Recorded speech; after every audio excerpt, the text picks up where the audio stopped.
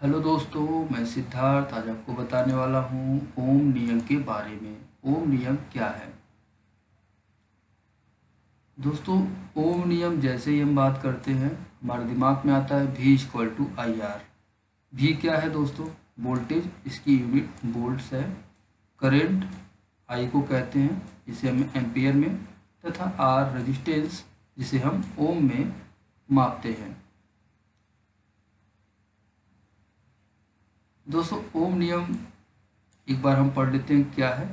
यदि किसी conductor conductor अर्थात चालक, यदि किसी कंडक्टर की भौतिक अवस्था का मतलब ताप दाब या उसका क्षेत्रफल, यदि किसी कंडक्टर की भौतिक अवस्था अपरिवर्तित रहे तो पूर्ण सर्किट में बहने वाला विद्युत दबाव अर्थात वोल्टेज सर्किट में बहने वाली धारा के डायरेक्ट प्रोपोर्शनल होता है। अर्थात देखिए दोस्तों, यहाँ पे जो वोल्ट है वो डायरेक्ट प्रोपोर्शनल होता है करंट के, और जो रेजिस्टेंस है वो इन्वर्सली प्रोपोर्शनल होता है करंट के। यहाँ पे दोनों का कॉम्बिनेशन करने पे हमें प्राप्त होता है current proportional volts upon resistance. देखिए दोस्तों, किसी भी इलेक्ट्रिकल इंस्ट्रूमेंट में या इलेक्ट्रिकल के बारे में अगर हम बात करते हैं तो हमें हमें तीन चीज़ बहुत ही आवश्यक होती हैं: रेजिस्टेंस, दूसरा करंट, तीसरा वोल्टेज। इन तीनों के बिना इलेक्ट्रिकल अधूरा है, विद्युत क्षेत्र अधूरा है। अर्थात इन तीनों चीज़ों का बहुत ही महत्व होता है। दोस्तों आगे हम चर्चा करते हैं कि ओम नियम क्या है। आप लिख भी सकते हैं। वैज्ञानिक G.S. ओम ने डीसी परिपथों में विद्युत धारा I, विभवांतर V तथा प्रतिरोध R में एक संबंध दिया जिसे ओम नियम कहते हैं। अभी पीछे भी हमने बताया कि जैसे कि भौतिक अवस्था क्या होती है, ताप, लंबाई, परिच्छेद का क्षेत्रफल, इसमें परिवर्तन न हो। अगर इसमें परिवर्तन होगा तो ओम नियम फेल हो जाएगा, अर्थात ओम नियम लागू नहीं होगा। दोस्तों V प्रोपोर्शनल टू आई, यहाँ से हम लिखते हैं V/I, और इसके बराबर एक हमें नियतांक प्राप्त होता है जिसे हम R कहते हैं। आप त्रिभुज ओम्स लॉ का त्रिभुज ट्रायंगल नियम से भी ओम नियम को याद कर सकते हैं। देखिए यहाँ पे V को ऊपर रखिए और I को, R को ऐसे रखिए। अगर हम V चाहिए तो देखिए इसके बीच में हमेशा मल्टीप्लाई होगा, V=IR। बट जैसे ही हम अगर I बराबर हमें चाहिए तो I बराबर देखिए ऊपर का मतलब डिवीजन होता है, ऊपर का मतलब यहाँ पे डिवीजन हमें मिलेगा। तो I को बंद कर ले तो V/R, जो हमें दूसरा फार्मूला प्राप्त होगा। इसी तरह दोस्तों R का अगर चाहिए आपको तो R को बंद करिए, देखिए V/I प्राप्त होगा। अर्थात तीनों यहाँ पे तीनों फार्मूला हमें प्राप्त होते हैं। ओम नियम का प्रयोग इसीलिए किया जाता है कि अगर इन तीनों में से कोई एक चीज़ आपको नहीं पता है और दो का आपको मान या वैल्यू पता है तो आप तीनों चीज़ों का अध्ययन और उसका वैल्यू निकाल सकते हैं। दोस्तों यूनिट हम बात करेंगे, यूनिट क्या होता है। पहला वोल्टेज की यूनिट वाट होती है, जिसे हम देखिए यहाँ पे वाट में लिखना पड़ेगा। करंट की यूनिट एम्पियर है, जिसे एम्पियर में लिखना पड़ेगा। अगर मिली एम्पियर में है तो आपको एम्पियर में कन्वर्ट करना पड़ेगा। रेजिस्टेंस की यूनिट ओम है, जिसे R से दिखाते हैं। यहाँ पे देखिए दोस्तों, इलेक्ट्रिक सर्किट में करंट, वोल्टेज और रेजिस्टेंस, अगर इसमें से किसी एक का मूल्य अगर आपको नहीं पता है तो ओम लॉ के द्वारा ही आप इसको खोज सकते हैं, प्रदर्शित कर सकते हैं। देखिए यहाँ पे हमने बताया कि जॉर्ज सीमन ओम ने ही इसका सर्वप्रथम प्रतिपादन किया था, जिसे हम ओम लॉ के नाम से आज जानते हैं। दोस्तों ओम लॉ देखिए यहाँ पे एक सर्किट है, इसमें एक रेजिस्टेंस लगाया गया है। ये रेजिस्टेंस कितना का होगा, कैसे होगा, इस सर्किट कैसे बनेगी, एक एलईडी हमने दिखाया है, और एलईडी का देखिए यहाँ पे एक हमने सिंबल भी बताया है। इन सारी चीज़ों का अध्ययन करने से पहले हम ओम लॉ जान सकते हैं। इनको कैसे कनेक्ट करेंगे, अगर एक का भी वैल्यू, अगर रजिस्टर का वैल्यू नहीं पता है, या तो आपको वोल्ट की वैल्यू नहीं पता है, या तो करंट की वैल्यू नहीं पता है, तो ओम नियम का प्रयोग करके हम जान सकते हैं। दोस्तों देखिए यहाँ पे नो रजिस्टर, अगर रजिस्टर नहीं रहेगा तो लार्ज फ्लो ऑफ करंट बहुत तेजी से प्रवाहित होगा। रजिस्टर का मतलब दोस्तों रेजिस्टेंट, जो करंट में रुकावट डालता है।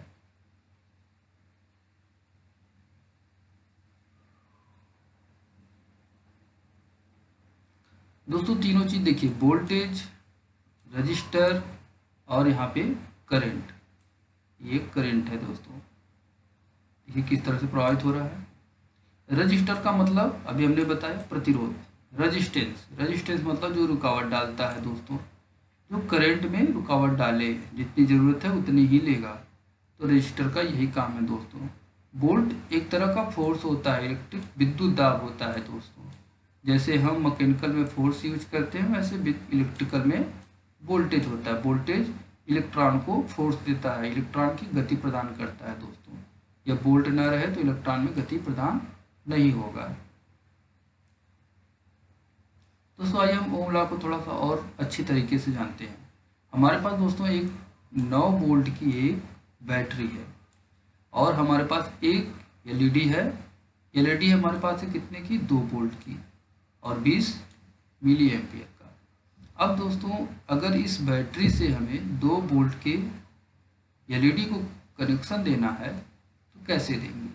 क्या हम डायरेक्ट देंगे? नहीं। इसको जानने से पहले दोस्तों हम थोड़ा सा एलईडी के बारे में बता देते हैं। जो बड़ा पैर इसमें होता है वो पॉजिटिव टर्मिनल होता है, जो छोटा है वो निगेटिव होता है दोस्तों। ऑलवेज अगर आप मार्केट से लाते हैं तो बड़ा वाला जो पैर होगा, लेग होगा, हमेशा वो पॉजिटिव होता है और छोटा वाला निगेटिव। पॉजिटिव को पॉजिटिव से जोड़ते हैं और निगेटिव को दोस्तों निगेटिव से जोड़ते हैं। बट क्या हम डायरेक्ट जोड़ दें? नहीं दोस्तों। देखिए यहाँ पे 9 वोल्ट है और ये 2 वोल्ट की एलईडी है। जैसे ही आप इसको लगाएंगे यह एलईडी जल जाएगी। इसके लिए क्या करना पड़ेगा, हम ओम नियम के द्वारा ही जानते हैं दोस्तों। आइए यहाँ पे देखिए दोस्तों, हमने बिना किसी रजिस्टर या रेजिस्टेंस के हमने यहाँ पे इसको कनेक्ट कर दिया। प्लस को प्लस से हमने कनेक्ट कर दिया और माइनस को माइनस से कनेक्ट कर दिया। और क्या होता है, हमें प्राप्त क्या होता है, एलईडी हमारी जल जाती है अर्थात ब्रस्ट हो जाएगी। क्यों, ऐसा क्यों हुआ दोस्तों? यही है ओम लॉ। देखिए यहीं पर हम करेंगे प्रयोग ओम लॉ का कि इस एलईडी के जलने का कारण क्या है। दोस्तों हमको जरूरत थी बस 2 वोल्ट की, बट हमें मिल कितना रहा है, 9 वोल्ट। और 9 वोल्ट को कैसे कम किया जाए, आइए हम ओम लॉ के द्वारा जानते हैं दोस्तों। अब हमें लगाना पड़ेगा एक रजिस्टर अर्थात रजिस्टेंस, जो जितनी हमें ज़रूरत है उतनी ही हमें करंट देगा, वोल्ट उतना ही प्राप्त करेगा। आप देख सकते हैं कैसे करंट प्रवाहित हो रहा है। इसका कैलकुलेशन कैसे करेंगे दोस्तों, आइए ओम लॉ के नियम के द्वारा हम जानते हैं। 9 वोल्ट की बैटरी हमारी है तथा 2 वोल्ट का एलईडी है। अब बैटरी का वोल्टेज 9 वोल्ट है दोस्तों, यहाँ पे देख सकते हैं। एलईडी का वोल्टेज जो है वो कितना है, 2 वोल्ट का। अब डिफरेंस कितना होगा, वोल्टेज डिफरेंस कितना होगा दोस्तों, 9 - 2 अर्थात 7। आप देख सकते हैं 7 वोल्ट। अब हमें प्राप्त हो गया कि 7 वोल्ट यहाँ पे वोल्टेज डिफरेंस है। एलईडी का करंट दोस्तों यहाँ पे दिया है, एलईडी का करंट 20 मिली एम्पियर। इसको हम एम्पियर में बदलेंगे, 1000 से डिवाइड करेंगे तो 0.02 एम्पियर आएगा। अब हमें ज्ञात क्या करना है दोस्तों, रजिस्टेंस आर कितना होगा, फार्मूला हम यूज करेंगे अपना ओम का, R = V/I। देखिए यहाँ पे 7/0.02 करने पे आ गया 350 अर्थात 350 ओम का हमें यहाँ पे एक रेजिस्टेंस लगाना पड़ेगा। एक रजिस्टर हमने लगाया, देखिए यहाँ पे, और इसको जैसे ही लगाएंगे और जैसे ही स्विच हम ऑन करेंगे यह एलईडी जल जाएगी। अब ब्रस्ट ये नहीं होगा। दोस्तों प्रतिरोध अर्थात रेजिस्टेंस क्या होता है, किसी पदार्थ का वह भौतिक गुण जिसके कारण इलेक्ट्रॉन या विद्युत प्रवाह में अवरोध उत्पन्न होता है उसे ही हम प्रतिरोध कहते हैं। इसका इकाई मात्रा ओम होता है दोस्तों। अभी हमने बताया कि वोल्ट क्या होता है दोस्तों, वोल्ट एक फोर्स होता है जो करंट को प्रवाहित करता है, जो इलेक्ट्रॉन में गति प्रदान करता है। देखिए ओम क्या होता है दोस्तों, एक रुकावट है। एक फिगर के द्वारा हमने समझाने का कोशिश किया है। देखिए रजिस्टर यहाँ पे लगा है, जो करंट लिमिटिंग रजिस्टर है, जितनी ज़रूरत है उतना ही देगा। आप यहाँ से भी समझ सकते हैं, जैसे एक किसी बर्तन में जल भरा हुआ है तो इसे जो इस द्रव को जो फोर्स मिलता है हाई के कारण, अपने हाइट के कारण, ऐसे ही इलेक्ट्रिकल में, विद्युत में हम बात करेंगे तो वोल्टेज होता है। वोल्टेज जो होता है वो फोर्स होता है और वो इलेक्ट्रॉन को गति देता है। रजिस्टर के द्वारा क्या होता है दोस्तों, रुकावट प्राप्त होता है। देखिए यहाँ पे करंट कैसे, जितनी हमें जरूरत है रजिस्टेंस के द्वारा उतना ही हमें प्राप्त होगा। दोस्तों आप रजिस्टेंस के द्वारा आप ये भी समझ सकते हैं कि देखिए हमने यहाँ पे एक रजिस्टेंस लगाया, सिंगल रजिस्टेंस लगाया हमने, तो कैसे लाइट पूरी ब्राइट चमकीला पूरी तरह से उजाला दे रही है। बट उसी बैटरी से, उसी लाइट में हमने 3 रजिस्टेंस और लगा दिया। अब रजिस्टेंस लगाने से क्या हो गया दोस्तों, देखिए ये लाइट डिम हो गई। डिम का मतलब बहुत ही हल्का जलने लगा।